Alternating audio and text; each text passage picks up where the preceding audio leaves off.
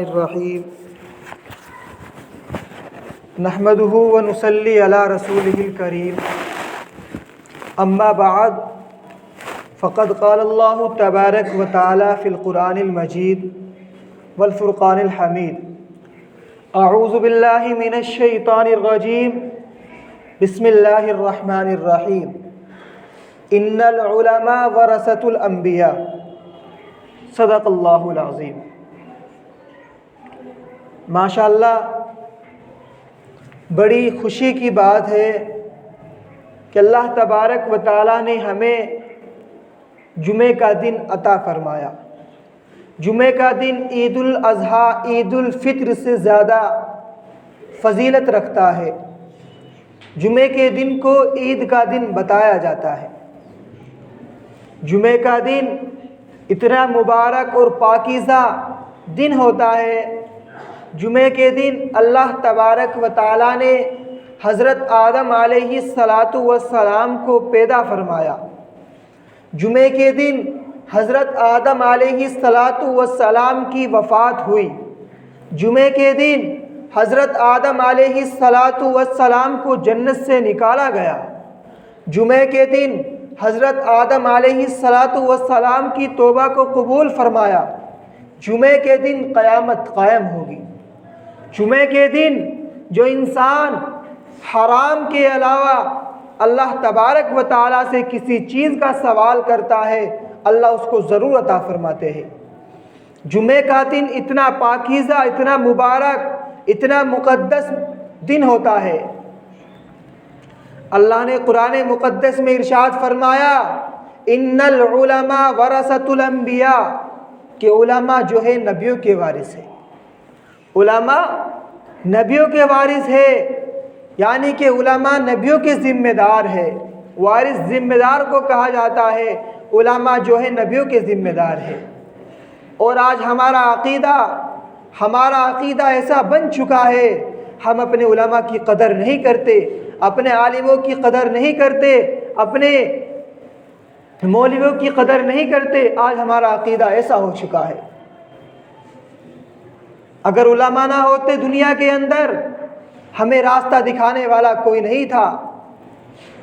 اللہ کے نبی صلی اللہ علیہ وسلم کے بعد جو راستہ دکھاتا ہے، جو صحیح طریقے پر لے کر چلتا ہے، جس کو رہنما کہا جاتا ہے، وہ علماء ہوتا ہے۔ علماء کیسا بھی ہے، نبی کا وارث ہے۔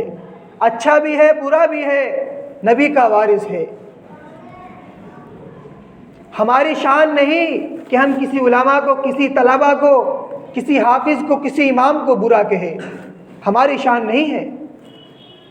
جس کا ذکر اللہ قرآن مقدس میں فرما رہا ہے، ان العلماء ورثۃ الانبیاء، کہ علماء نبیوں کے وارث ہیں، اور ہم ان کی شان میں گستاخی کر رہے ہیں۔ آج ہمارا عقیدہ اتنا خراب ہو چکا ہے، جبکہ یہ فرمایا مولانا پیر فقیر ذوالفقار احمد نقشبندی اپنے بیان میں یہاں تک فرماتے ہیں، جو علماء کو، طلباء کو، حافظوں کو، مولویوں کو برا کہتا ہے، خدا کی قسم مرتے وقت اس کی زبان سے کلمہ نہیں جاری ہوگا اور اللہ تبارک و تعالیٰ ایمان نکال لے گا۔ عالموں کا کیا مقام جانتے ہیں؟ علماء کا اللہ نے بہت اونچا مقام رکھا۔ اللہ کے نبی صلی اللہ علیہ وسلم نے فرمایا، جو میرے علماء کو برا کہتا ہے، جو میرے اکابر کو برا کہتا ہے، جس کا ذکر اللہ قرآن میں فرما رہا ہے، ان العلماء ورثۃ الانبیاء، جو ان کو برا کہتا ہے، اللہ کے نبی علیہ السلام ارشاد فرما رہے ہیں کہ اس کی قبر جا کر دیکھ لینا، اللہ تبارک و تعالیٰ قبلے کی طرف سے منہ موڑ دیتے ہیں۔ جو علماء کو برا کہتا ہے، عالموں کو برا کہتا ہے، عالم کیسا بھی ہو وہ نبی کا وارث ہے۔ حافظ ہے، مولوی ہے، مفکر ہے، مفسر ہے، سب نبی کا وارث ہے۔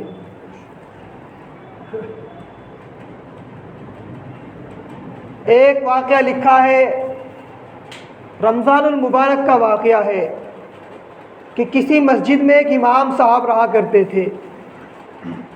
اس امام کی دعوت کی، ایک بڑے آدمی نے اس امام کی دعوت کی، کہ امام صاحب آج آپ کی ہمارے گھر پر دعوت ہے، اور بھی آدمیوں کی دعوت کی، امام کی بھی خاص طور سے امام صاحب کو کہا کہ امام صاحب آپ کو آنا ہے۔ تو اس امام کی دعوت کر دی۔ دعوت کرنے کے بعد جب وہ امام اس کے مقام پر پہنچتا ہے، اس کے گھر پر جا کر پہنچتا ہے، یہ واقعہ اس لیے بتا رہا ہوں کہ آج کے نوجوان، آج کے بزرگ قرآن مقدس کھول کر نہیں دیکھتے۔ آج ہمارا عقیدہ ایسا ہو رہا ہے، ہم اللہ کی وہ پاکیزہ کتاب کھول کر نہیں دیکھتے۔ اسی کے اوپر یہ بیان بتا رہا ہوں، یہ واقعہ سنا رہا ہوں کہ وہ امام، اس امام کی وہ دعوت کرتے ہیں، وہ امام اس کے مقام پر پہنچ جاتے ہیں۔ پہنچنے کے بعد جب دسترخوان پر تشریف رکھتے ہیں تو دسترخوان پر کچھ پیسے رکھے ہوئے ہوتے ہیں، دسترخوان پر کچھ پیسے رکھے ہوئے ہوتے ہیں۔ تو وہاں ایک پنکھا چلا ہوا ہوتا ہے، پنکھا۔ تو جب امام صاحب دسترخوان پر تشریف رکھتے ہیں تو پنکھے کے ذریعے سے وہ جو پیسے رکھے ہوئے ہوتے ہیں وہ اڑ کر بھاگنا شروع ہو جاتے ہیں۔ اب وہ امام صاحب ان پیسوں کو اٹھا لیتے ہیں۔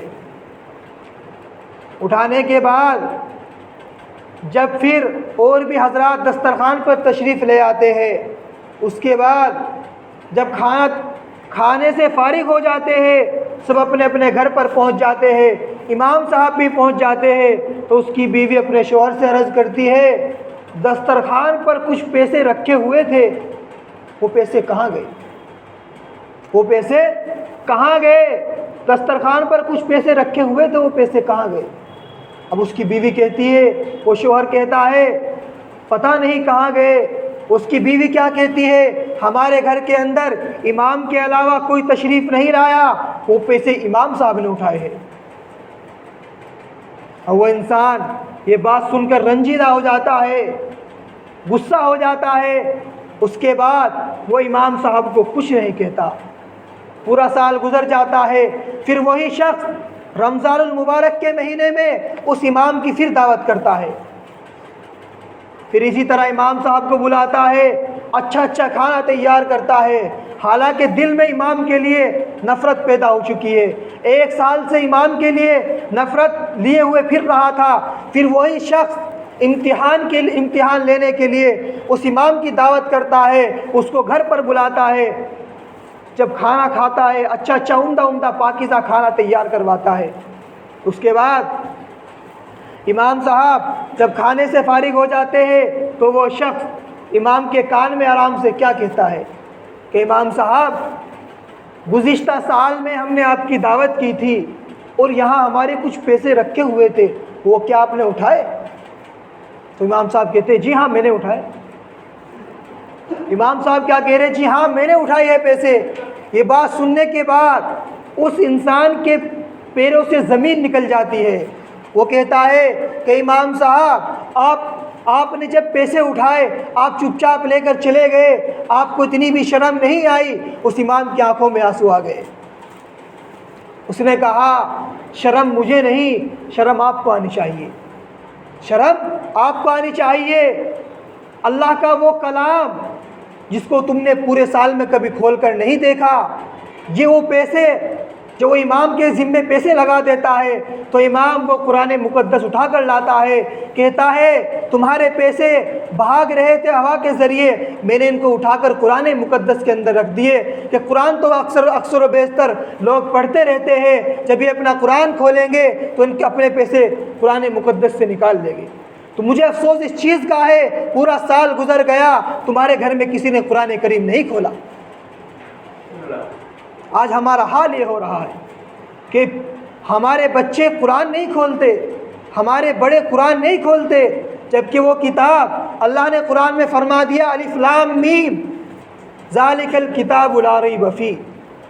الف سے مراد اللہ، لام سے مراد جبرائیل، میم سے مراد محمد۔ اگر کوئی انسان شک کرتا ہے، اللہ اس سے پہلے اللہ تبارک و تعالیٰ پہلے فرما رہا ہے الف لام میم، الف میری ذات پر شک کرو، میرے اوپر شک کرو کس نے قرآن کو نازل فرمایا۔ پھر آگے چل کر فرما رہا ہے اللہ الف سے آگے لام فرمایا، پھر فرمایا لام سے مراد جبرائیل، میرے جبرائیل پر شک کرو جو میرے محبوب کے پاس وہی لے کر جایا کرتا تھا۔ اگر شک کرنا ہے محمد رسول اللہ پر کرو جس کی ذات اقدس پر پورا کا پورا قرآن مقدس نازل ہوا ہے۔ آگے فرما دیا ذالک الکتاب لا ریب فیہ، میری کتاب میں کوئی شک و شبہ نہیں ہے، میری کتاب میں کوئی شک و شبہ نہیں ہے، میری کتاب پر آپ شک نہ کرو۔ اگر آپ کو شک کرنا ہے محمد الرسول اللہ پر کرو، الف لام میم اللہ پر کرو، جبرائیل پر کرو، محمد الرسول اللہ پر کرو، میری کتاب میں کوئی شک و شبہ نہیں ہے۔ تو میں اس چیز کو کہتا ہوں کہ اپنے علماء کی، اپنے اکابر کی، اپنے حافظوں کی قدر کرو جن کا ذکر اللہ نے قرآن مقدس میں فرما دیا ان العلماء ورثۃ الانبیاء، کہ علماء جو ہے نبیوں کے وارث ہے۔ علماء کیسا بھی ہے، عالم کیسا بھی ہے تو نبی کا وارث۔ ہر کسی کا ذکر قرآن مقدس میں نہیں آتا، اسی لیے سبھی حضرات سے گزارش ہے کہ کسی کے لیے دل میں توہین نہ پیدا کرو، کسی کے لیے اپنے دل کے اندر بغض پیدا نہ کرو، خاص طور سے اپنے عالموں کے لیے، خاص طور سے طلباء کے لیے، خاص طور سے حافظوں کے لیے، کیونکہ ان کا مقام اللہ تبارک و تعالیٰ نے بہت اونچا رکھا ہے۔ جو طلباء ہوتے ہیں مدارس میں پڑھنے والے، ان کو طلباء کہا جاتا ہے۔ جب وہ چلتے ہیں تو فرشتے بھی ان کی پیروں کے نیچے اپنے پر بچھاتے ہیں، اتنا اونچا مقام ہوتا ہے طلباء کا، حافظوں کا۔ اللہ تبارک و تعالیٰ کہنے سننے سے عمل کرنے کی توفیق عطا فرمائے۔ وآخر دعوانا ان الحمد للہ رب العالمین۔